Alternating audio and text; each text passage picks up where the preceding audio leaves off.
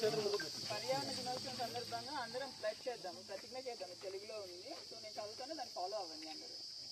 ఆకుపచ్చని ఆశయాలతో స్వచ్ఛ హరితాంధ్ర అభివృద్ధికి తోడ్పడతానని, పచ్చని చెట్టే ప్రగతికి సోపాన మార్గమని గుర్తెరిగి ప్రకృతిలోని సమతుల స్థితి అవసరాన్ని గుర్తిస్తూ ప్లాస్టిక్ కాలుష్యానికి ముగింపు పలుకుతానని, ప్రతి నీటి బొట్టును సద్వినియోగపరుస్తానని, చెట్ల ఆవశ్యకత పట్ల అవగాహన పెంచుతూ ఒకసారి ఉపయోగించి పడేసిన